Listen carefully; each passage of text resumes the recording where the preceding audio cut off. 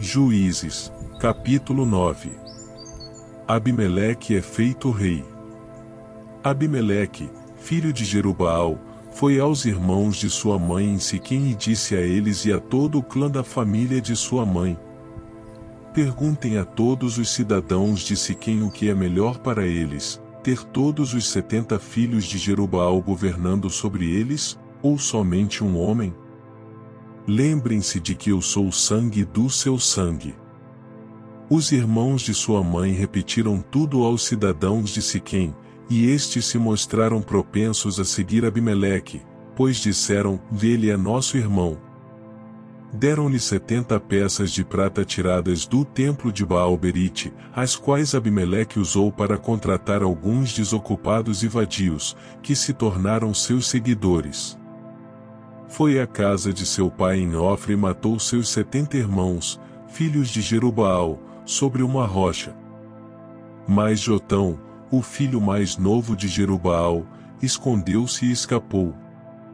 Então todos os cidadãos de Siquém e de Bet-Milo reuniram-se ao lado do carvalho, junto à coluna de Siquém, para coroar Abimeleque rei. Quando Jotão soube disso, subiu ao topo do monte Gerizim e gritou para eles: ouçam-me, cidadãos de Siquém, para que Deus os ouça. Certo dia as árvores saíram para ungir um rei para si. Disseram à oliveira: seja o nosso rei. A oliveira, porém, respondeu: deveria eu renunciar ao meu azeite, com o qual se presta honra aos deuses e aos homens, para dominar sobre as árvores? Então as árvores disseram à figueira: venha ser o nosso rei. A figueira, porém, respondeu: deveria eu renunciar ao meu fruto saboroso e doce, para dominar sobre as árvores? Depois as árvores disseram à videira: venha ser o nosso rei. A videira, porém, respondeu: deveria eu renunciar ao meu vinho, que alegra os deuses e os homens, para ter domínio sobre as árvores? Finalmente todas as árvores disseram ao espinheiro: venha ser o nosso rei. O espinheiro disse às árvores: se querem realmente ungir-me rei sobre vocês, venham abrigar-se à minha sombra, ou do contrário, sairá fogo do espinheiro e consumirá até os cedros do Líbano. Será que vocês agiram de fato com sinceridade quando fizeram Abimeleque rei? Foram justos com Jerubaal e sua família, como ele merecia.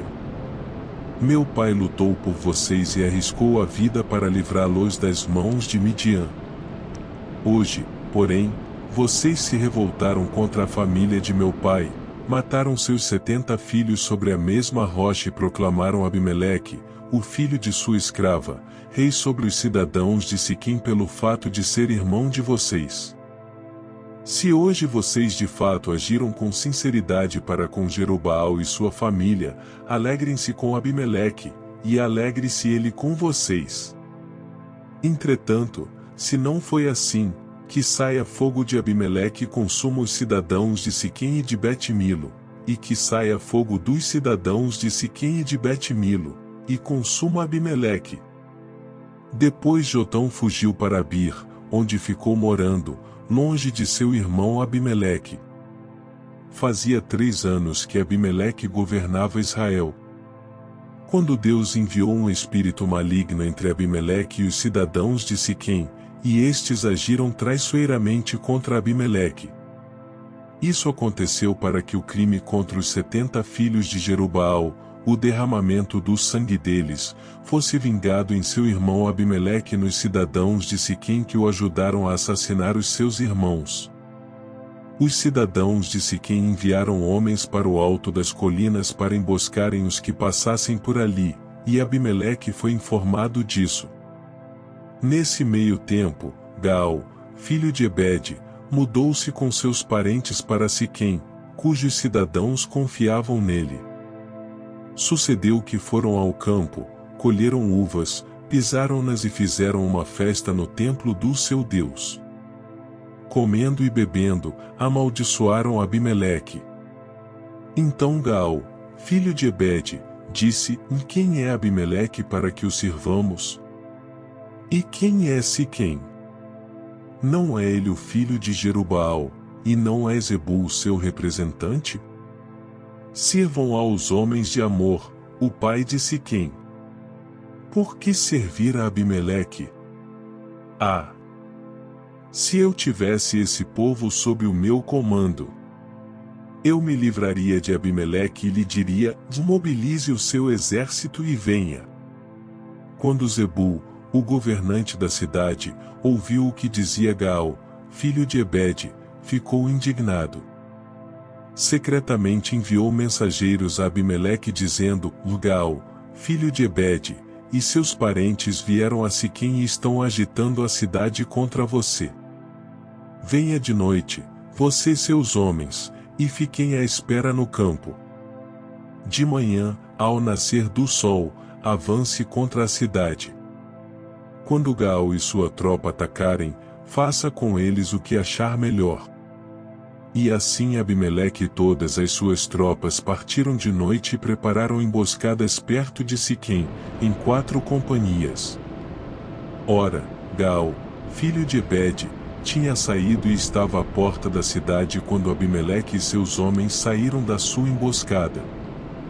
Quando Gaal os viu, disse a Zebul: veja, vem gente descendo do alto das colinas.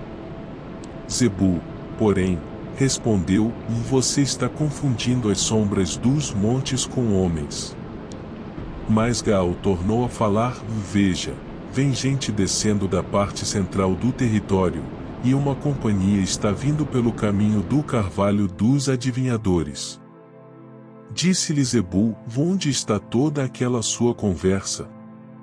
Você dizia: quem é Abimeleque, para que o sirvamos? Não são estes os homens que você ridicularizou?